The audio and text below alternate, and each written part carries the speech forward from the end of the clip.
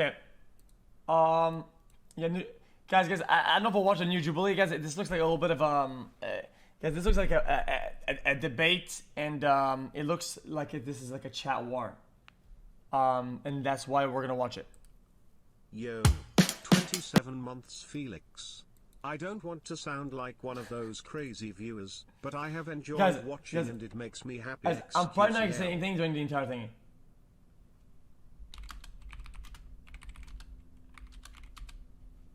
Guys, I'm probably not gonna say anything. Guys, I'm just interested in the video.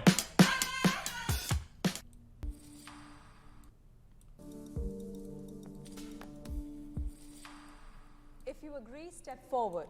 Guys, middle ground, okay? Just so I don't get canceled, okay? Middle ground is a content piece by Jubilee where they have a topic and then they have people on both sides of a topic and then they see if they agree on stuff and then they debate. And it's a disaster. It's a dumpster fire. If you disagree, stay put. Nobody likes abortions.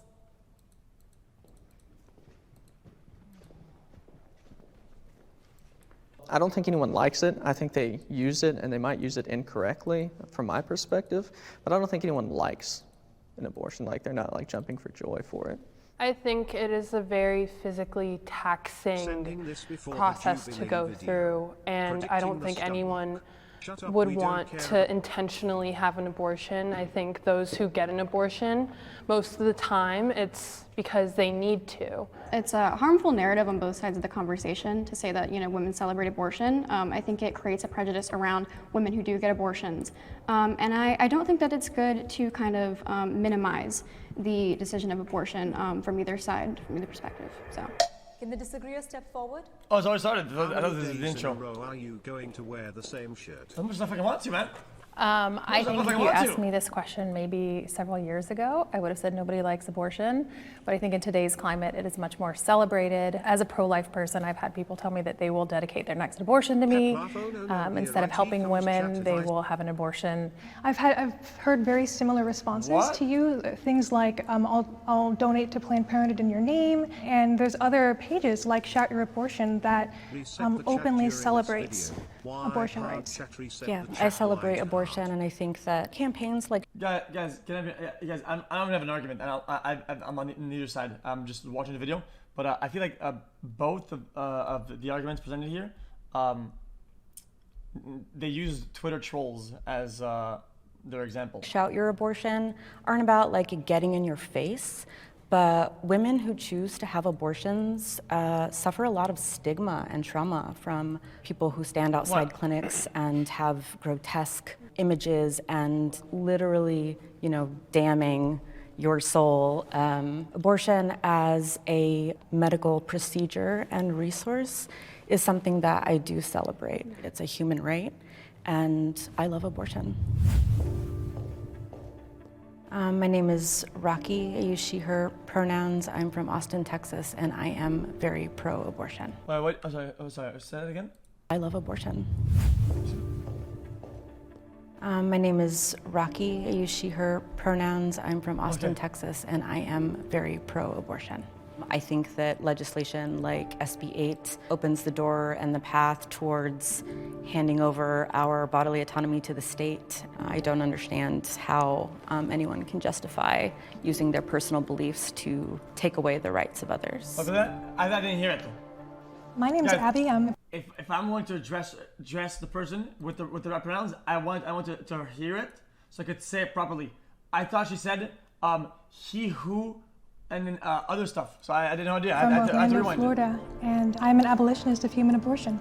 We have to ask the question of what makes humans valuable. So because my worldview as a Christian gives me a foundation for human worth, and because I believe scientifically fetuses are human beings from the moment of conception, I am against abortion.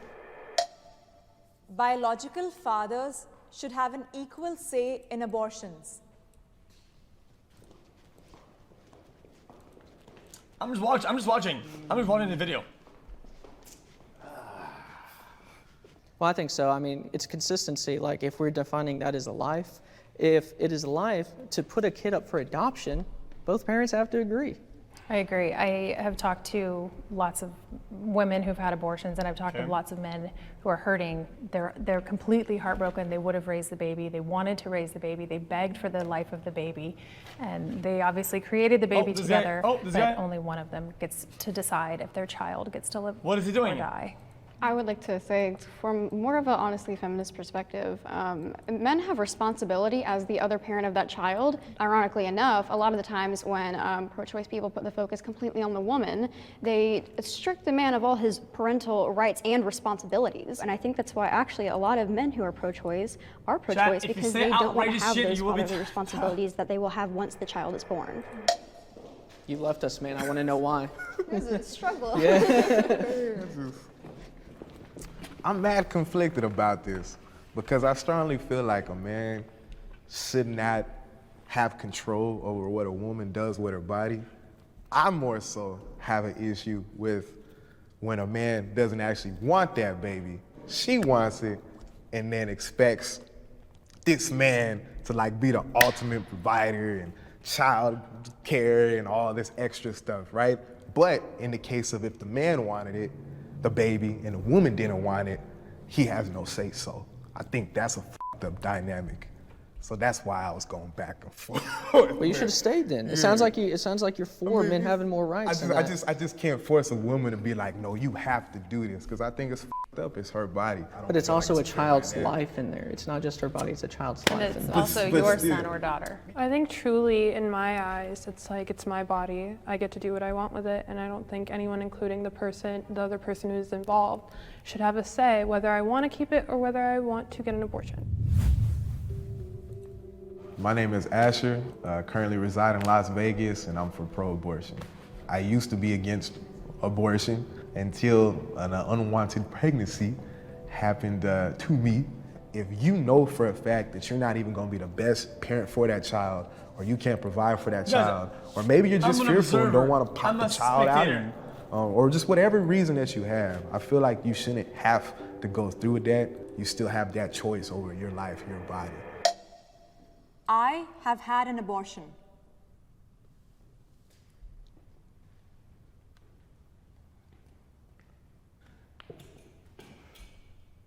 A few months ago, I found out that I was pregnant. When I imagined myself finding out I was pregnant for the first time. I understand. I want the when I found out I was pregnant. I want the question. I've gone. I want the question and My the name debates. is Christine. I'm from Denver, and I. The disagreeer step forward. The disagreeers. That's not a question though. Guys, this is not a question. Guys, I like the content because of the questions. This is not a question. You know what's a question? Abortion is murder.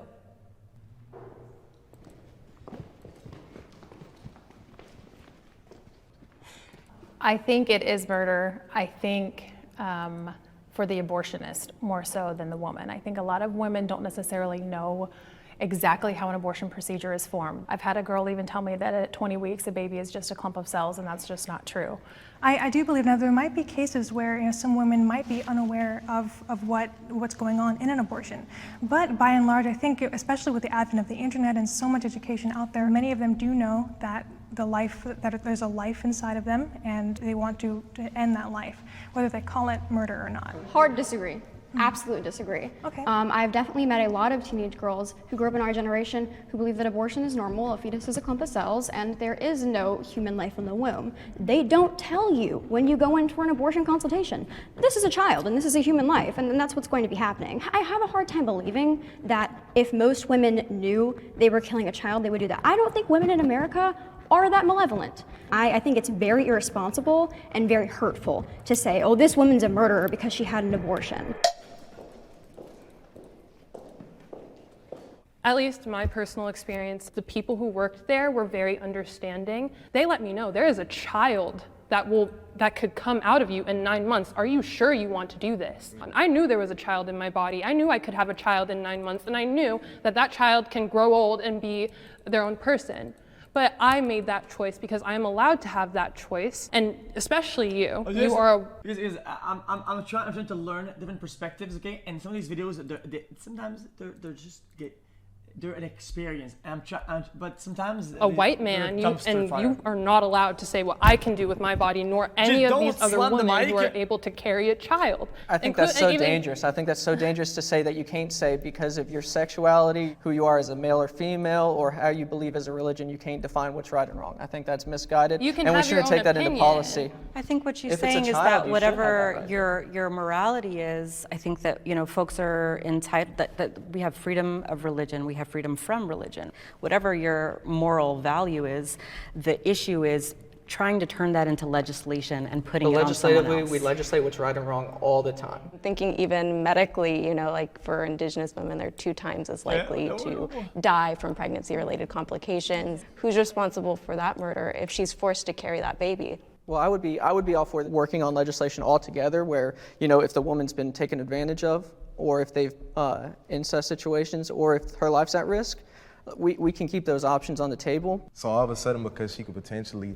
die, we'll make legislation where she can't abort that baby, and all of a sudden you're pro-abortion? No, I'm not pro-abortion. I personally would not like her to choose that option. I think science has come. No. I think science has come a long way where that's vastly not the case anymore within our medical community, and we need to continue to increase funding for those mechanisms to provide more research on how to keep the woman alive in those situations. What is the end goal here, that abortion be illegal and it be criminalized and removed as a resource forever from this country? Is that the illegal and unthinkable? Illegal and unthinkable. So it is culturally for women. We want women to have resources, first of all, to where they don't need an abortion, and then abortion for the abortionist is criminalized. So an abortionist could go to jail for performing it. Women should not be criminalized because at the end of the day, women are victims of abortion as well.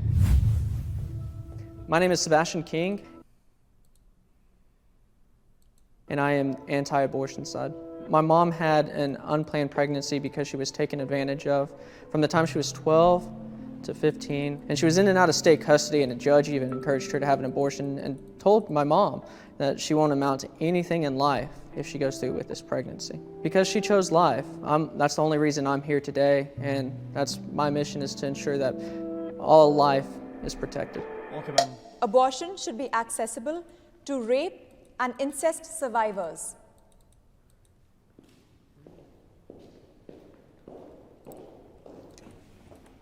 If you're pregnant from your brother or your cousin or your father, especially if it wasn't consensual, or even if it was, you should still have that option to abort the baby. And especially if you've been raped, there are some people who have that thought like, oh my God, like what if when I look at my child, I relive that trauma? Just a reminder. And not saying that's how all rape victims view it, but it's just like some women have that fear.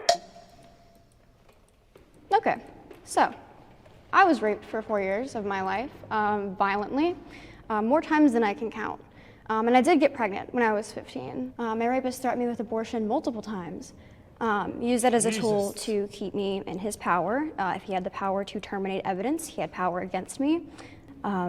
I did end up losing her, but I wanted her very badly. I named her Rahel, which is Rachel in English. And I think it's very important to humanize people who are conceived in rape because they're walking around right now. There's a lot of them. There's a lot of them, and I think it's very insulting to place that on a human being. I think that humans, no matter how they are conceived, are human beings, and they deserve to be respected, and their lives deserve to be respected. And I agree because that's me. I agree 100%. And my mom has always told me she doesn't view me as even on my birth certificate, he's not my father. So. Also, I want to tap on what you said, though, because you said you really wanted to keep your daughter. And although you don't, see it as the rape baby and stuff, other people who also go through that traumatic experience may actually see it like that, right?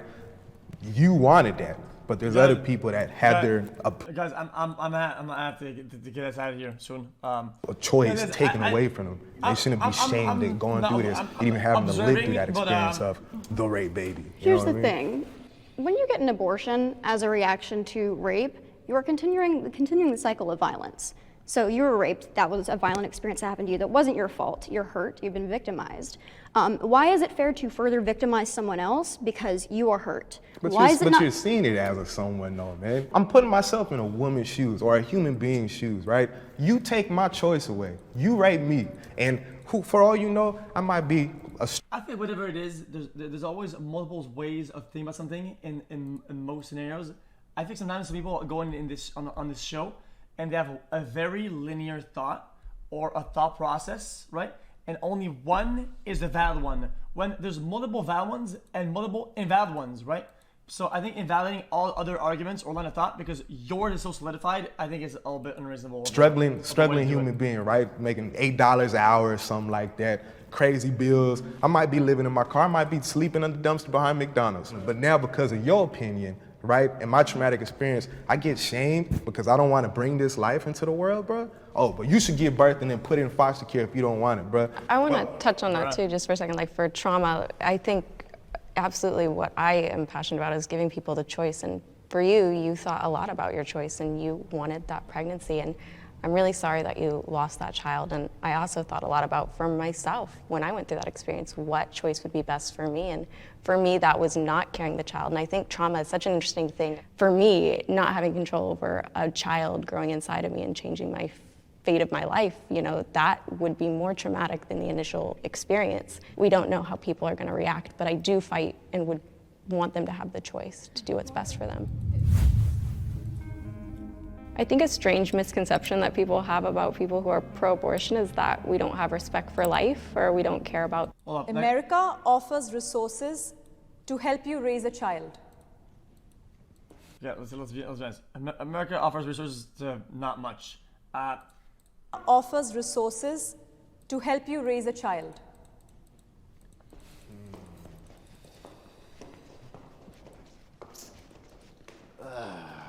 There's tax benefits to having children. I think there was also, in the latest round of COVID money, there was funding for women who've had children. Yeah, and there are so many Christian charities and so many different organizations that want to help women, and the resources are there. Also, government resources. There are government resources that help you take care of children. Are there enough? That is a different question. I was basically just agreeing with what you said because Section 8, food stamps, free health care, school programs and whatnot. Like, there are resources. Are there enough? That's how my mom survived when she had me, because of government assistance. So that's the only way she made it, because of that. Uh-oh, okay, here it comes. I have been a pregnant teenager, and I've also been a teenage mother on welfare and unemployed. The number of resources that are available state to state is something that is atrocious. But what it comes down to is a lot of time and energy. The choice between, do I go to work and get the money to pay rent, or do I go and I sit in the office, or do I go to this nonprofit who's requiring me to fill out this application and come to a meeting in the daytime when I'm supposed to be working. So you see it kind of like a job, like you're clocking in to fill in paperwork and you're receiving your check. It is. Low resources and creating these sort of impossible hurdles and more barriers for people who are already experiencing them to overcome to get the help is not a help at all. And I feel like a completely separate conversation. Chat, guys, I'm actually gonna skip the rest of the video, to be honest. Guys, I thought I wanted it to be like the old Jubilees. Well, I thought it was a bit more certain away than this. Okay, apologies if I'm not gonna watch the whole thing. Okay, I didn't think it was that. Guys, I ain't gotta justify shit. Okay, who am I talking to? Who am I arguing with? Who am I talking to? Who am I talking to?